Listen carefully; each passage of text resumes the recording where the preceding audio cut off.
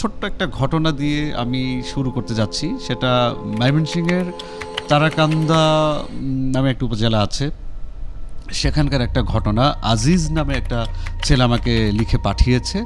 সে ঢাকায় একটা বেসরকারি হসপিটালে কাজ করে, কিন্তু আমাকে টেক্সটে বলেছে, ভাই আমার নামটা বলতে পারেন, বাট আমাদের ফ্যামিলি নিয়ে ওইভাবে তথ্যটা আসলে না বললে ভালো হয়, কারণ এইটা মানে খুবই মানে আমার লাইফে খুব ভয়ঙ্কর একটা ঘটনা। যদিও ছোট্ট একটা ঘটনা, বাট সে খুব ভয় পেয়েছে এবং এখন পর্যন্ত এই ঘটনা তার যতবার মনে পড়ে এবং ওই রাস্তা দিয়ে যতবার যাওয়া আসা করে, সে আসলে একা যেতে পারে না।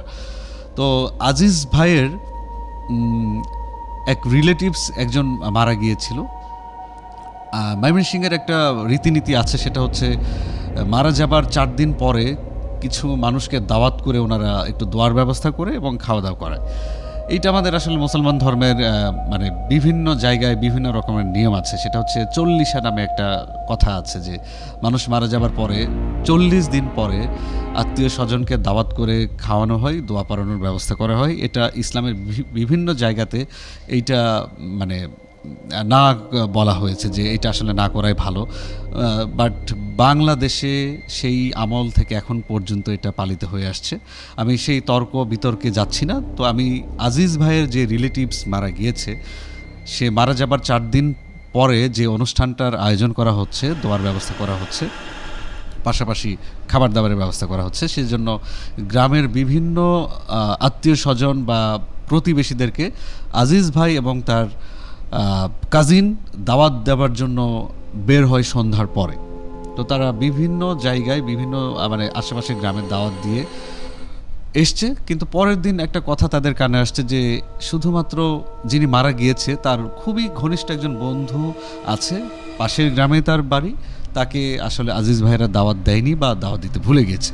এবং তাকে যে দাওয়াত দিতে ভুলে গিয়েছে এইটা জানার পরে আসলে সে খুবই মানে আজিজ ভাইয়েরাও কষ্ট পেয়েছে, সেই লোকটিও কষ্ট পেয়েছে যে আমাকে আসলে দাওয়াত দিল না, আমি তো তার একমাত্র বন্ধু ছিলাম, যার সুখে দুঃখে পাশে ছিলাম, অথচ দাওয়াত দিল সবাইকে, আমাকে দাওয়াত দিল না। এটা আবার এই দিকে আজিজ ভাইদের কানে আসার পর আজিজ ভাইরা চেষ্টা করেছে যে যেভাবেই হোক পরের দিন সন্ধ্যার পরে আবার বেরিয়েছে যে গ্রামটা একটু দূরে, তাকে দাওয়াত দিতেই হবে। তো তাকে দাওয়াত দিতে গিয়েছে। দাওয়াত দিতে যাবার সময় লম্বা বড় একটা বাঁশঝাড় আছে, যে বাঁশঝাড় পার হবার পরে একটা লেকের মতো, মানে গ্রামে তো আসলে লেক বলে না, আমরা ঢাকা শহরে যারা থাকি তারা লেক বলি, একটু চিকন নদীর মতো নালার মতো সেটাকে আমরা লেক বলি। গ্রামে এটাকে আসলে ডোবা বা নালা এই টাইপেরই বলে। তো বাঁশঝাড়ের পরে একটা লেকের মতো আছে, সেখানে একটা ওভার ব্রিজের মতো আছে। সেই ব্রিজ দিয়ে পার হবার সময় ওখানে অনেকগুলো কাঁঠাল গাছ আছে। তো কাঁঠাল গাছের নিচ দিয়ে যখন আজিজ ভাইয়েরা পার হচ্ছিল এবং বলছিল আসলে ওনাকে দাওয়াত দেওয়া হলো না, এটা তো আসলে খুবই খারাপ একটা বিষয়, তো আমাদের কালকে কোনোভাবে মনে ছিল না, যার কারণে আসলে আমরা দাওয়াতটা দিতে পারিনি। তো এই গল্পগুলো করতে করতে তারা দুজনে গিয়েছে, কাজিন গিয়েছে এবং আজিজ ভাই গিয়েছে। তো এই গল্প করতে করতে তারা আসলে সাঁকোটা পার হয়ে যায়।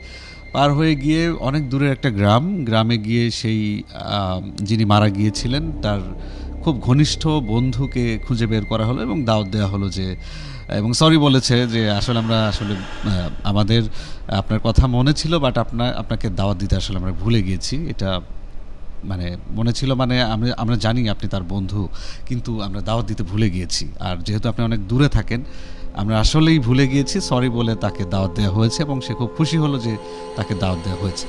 এই যে দাওয়াত দেওয়া হলো, দাওয়াত দিয়ে ঠিক আসার সময় তখন রাত 12টা, আমার কাছে টাইম লেখা আছে 11:37। ময়মনসিংহের তারাকান্দা নামে একটা জায়গা আছে, সেখানে এই ঘটনাটা ঘটেছিল। তো 11:37 যখন আবার ব্যাক করছিল আজিজ ভাই এবং তার কাজিন, তো সেই সাঁকো পার হয়ে এসে যেখানে কাঁঠাল বাগান আছে, অনেকগুলো কাঁঠাল গাছ, পুরনো আমলের সেই মোটা মোটা কাঁঠাল গাছ, তো কাঁঠাল গাছ রাস্তায় সাঁকো পার হওয়ার পর দেখা যাচ্ছে যে একটা বড় একটা কাঁঠাল গাছ পড়ে আছে রাস্তার মাঝখানে, এই পাশ থেকে ওই পাশে পড়ে আছে। তো সেই সময় আসলে কোনো ঝড় বৃষ্টি ছিল না, খুবই গরম ছিল, একটু চাঁদের আলো মিটমিট করে দেখা যাচ্ছিল, বাঁশঝাড় দেখা যাচ্ছিল। তো আজিজ ভাইয়ের ধারণা হচ্ছিল যে কাঁঠাল গাছ একটা রাস্তায় পড়ে আছে, এইটা কিভাবে সম্ভব।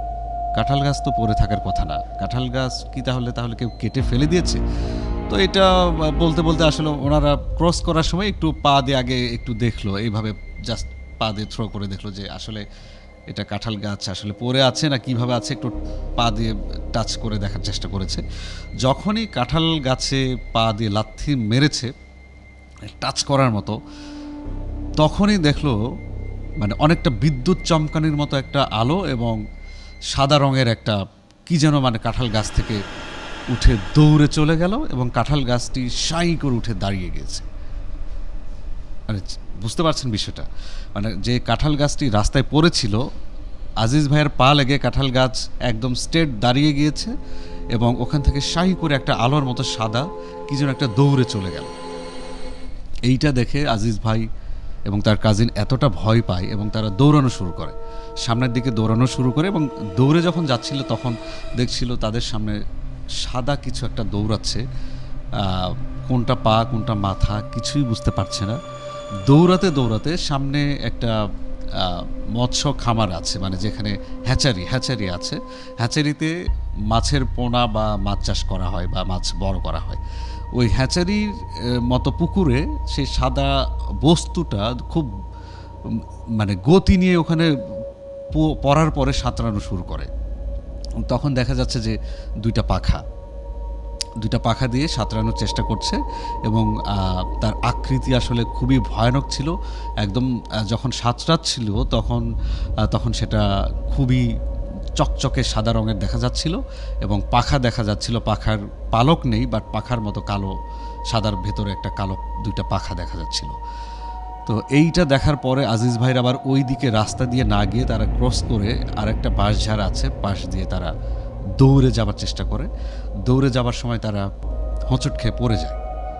তো পড়ে যাবার পরে কি ঘটেছিল, পড়ে যাবার পরে যেটা হয়েছিল যে তারা জ্ঞান হারিয়ে ফেলেছিল এবং সকালবেলা যখন ফজরের আজান দিচ্ছে তার ঠিক পরে ওই দিক দিয়ে যখন অনেকে নামাজ পড়তে যাচ্ছিল, দেখে যে আসলে আজিজ ভাই এবং তার কাজিন আসলে জ্ঞান হারিয়ে পড়ে আছে। তাদেরকে লোকজন ধরে মসজিদে নিয়ে গিয়ে তাদের চোখে মুখে পানি দেবার পরে তাদের জ্ঞান ফিরে এবং তারা তখন কিছুই বলতে পারছিল না।